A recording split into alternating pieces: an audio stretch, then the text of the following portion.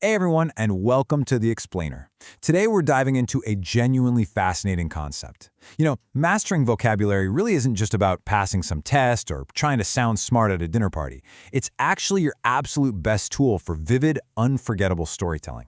We're going to take a look at a carefully curated list of 20 specific words from the Sadlier Vocabulary Workshop, and we'll see exactly how these fundamental building blocks of language have the power to transport us across completely different universes. I'm literally so excited to guide you through this because, honestly, once you see how these words operate out in the wild, the way you write and speak is never going to be the same. So, think about this for just a second. How would you even go about describing the absolute greatest meal of your entire life? The ambiance, the rich flavors, the impeccable service? Okay, now take a massive leap with me. How do you describe a terrifying, deadly encounter with a dinosaur? It feels like you need two entirely different dictionaries for those scenarios, right? Well, today we are going to open up this crazy knowledge gap and then completely bridge it. We're going to discover how the exact same 20 vocabulary words can paint vastly different yet equally captivating pictures. Let's get right into it. Section 1. Lunch at Delmonico's. Okay, let's dive into this. We are stepping back in time to a diary entry from October 18th, 1876. It was written by a wealthy businessman visiting New York and dining at Delmonico's. And just for some context, back then, Delmonico's was widely considered the absolute finest restaurant in the city and probably the whole country. Just imagine the scene. Gleaming silver chandeliers, heavy mahogany furnishings, and this massive fountain, completely surrounded by fresh flowers. Our narrator is taking all of this in, and he uses a highly specific set of words to capture the true essence of this high society experience. Listen to how he describes the atmosphere. He writes, "Everything at Delmonico's has the luster of elegance and good taste." Now, notice he doesn't just say, "it looks nice." He uses the word luster. Luster is a noun, and it means the quality of giving off light, brightness, or glitter. By choosing that one highly specific, vocabulary-dense detail, the author instantly establishes this incredibly refined, glowing mood for us. You can almost literally see the polished silver shining right there on the tables. Section 2. Words of action. Let's look at our first thematic cluster from the text. These are high-energy verbs that don't just describe a static scene, but actively drive the narrative forward and give it real momentum. Our first action word is goad. To goad means to drive or urge on. In our 1876 narrative, the diner is looking over this fancy French menu and gets totally alarmed when he spots a dish made primarily of snails.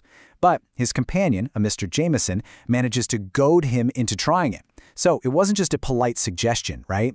It was an active push, a driving force that convinced our narrator to step way out of his comfort zone and eat something completely unexpected. And the text is just packed with other dynamic action verbs, too.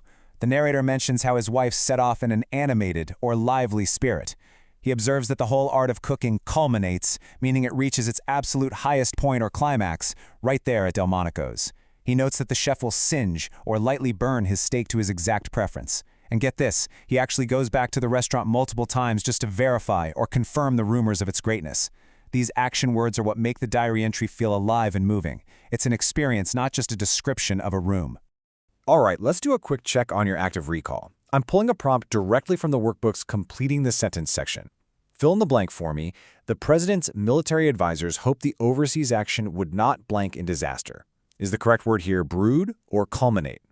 Take a quick second to think about those definitions we just went over. Well, if you guessed culminate, you are absolutely right. They hoped the action would not climax or end in disaster. Culminate is the perfect fit here to describe the final result of an escalating event. Great job! That reinforces the definition perfectly, so let's seamlessly transition to our next theme. Section 3. Expressing attitude and emotion. Now we're going to shift our focus to the internal landscape of our characters, starting with the word brood. Now what's really fascinating about this word is its double meaning. As a noun, a brood is a family of young animals, like baby birds. Our businessman actually uses it kind of playfully to describe his wife's ladies group, referring to them as the whole brood. But as a verb, to brood means to think over something in a worried, unhappy way. It's a very heavy, lingering sort of emotion. Having words with dual functions like this gives writers just an incredible amount of flexibility. We also run into some deep emotion-based words like hanker and indulge. After sampling a bunch of these delicate new dishes, our diner admits he really began to hanker for a good, solid piece of beef. He didn't just casually want it. He yearned for it. He desired it. And later on, he promises to indulge himself by joining his wife at the theater. To indulge is to fully give in to a wish or desire. These emotional descriptors tell us so much about the character's state of mind and his real appetite for life's pleasures. Section 4. Describing the details. Setting a great scene requires a lot more than just actions and emotions. It requires highly specific details. The author uses descriptive adjectives masterfully here by creating contrast. He describes himself as initially feeling peevish, cross, complaining, irritable, mostly because the menu was entirely in French and he felt pretty put off by it. But then he contrasts his own crabby mood with the upright waiters of the establishment. Upright in this context means good, honest, and morally vertical. Those helpful, upright staff members directly offset the peevish diner, and it creates this crystal clear dynamic between the characters using just two simple words. And this brilliantly illustrates how pairing words with their antonyms or synonyms builds really distinct mental profiles. Think about the difference between someone who is literate, meaning educated and able to read, versus someone who is totally ignorant. Or consider the word downright, which is an adverb meaning absolutely or frankly. If a hotel is downright respectable, it leaves zero room for subtle doubts. Using precise characteristics like this leaves absolutely no ambiguity for the reader. Let's pause for another quick interactive challenge from the Choosing the Right Word exercise, just to test your retention. Here we go. The man was not just a little careless in handling the club's funds, he was blank dishonest. Are we looking for downright or upright? The answer is downright. He was downright dishonest. In this specific context, downright acts as an absolute amplifier in the sentence. It takes the dishonesty from a subtle, maybe accidental possibility right to an undeniable blunt fact. Section 5. Dining to Dinosaurs. Okay, so we've seen how perfectly these words describe a 19th century fine dining experience. But here is where we introduce a totally wild genre shift to demonstrate their incredible versatility. Prepare for a shock to the system. We are pulling you right out of the elegant dining rooms of New York and dropping you straight into the prehistoric, poisonous jungles of Arthur Conan Doyle's The Lost World. This is a classic novel that actually inspired a 1925 silent film and countless other dinosaur adventures. And guess what? It uses the exact same vocabulary words we just studied. Let's see how taking these same words into a completely different universe changes everything. Listen to this quote from the novel. A great black opening loomed in the wall. The whole great audience seethed and simmered like a boiling pot. Notice how words like loomed and seethed take on a much more dangerous, high-stakes vibe here. In the diary, someone might seethe with excitement about going to a play. But here, an angry mob is seething, boiling over with potential violence. And a dark cave isn't just sitting there, it looms, appearing in an exaggerated, terrifying, and threatening form. Conan Doyle completely repurposed this exact vocabulary list to describe a lethal atmosphere. An upright waiter at Delmonico's? Well, here he becomes an upright wooden post in a deadly trap. The word drone, which might describe a boring speaker in the city, is used here to describe the deep, ominous buzzing of giant prehistoric bees.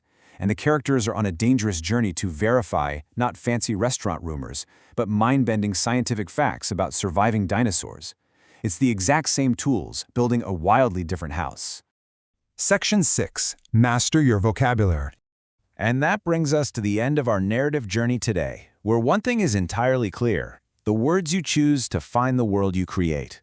Whether you're describing an elegant, silver-laden meal in 1876 or a terrifying life-or-death dinosaur attack in a lost jungle, these 20 words are the essential building blocks of a truly great story. Strong vocabulary is without a doubt your ultimate tool for vivid storytelling. It lets you dial in the exact emotion, action, and atmosphere you want your audience to feel. I'm going to leave you with this provocative thought, taken directly from the workbook's words and action prompt. How would you use these words like goad, seethe, upright, and downright to write a diary entry about the events of your own day? Would your days sound like a sophisticated outing to a fine restaurant or a survival mission in a lost world? The choice and the vocabulary is entirely yours. Keep learning, keep reading, and I'll catch you in the next explainer.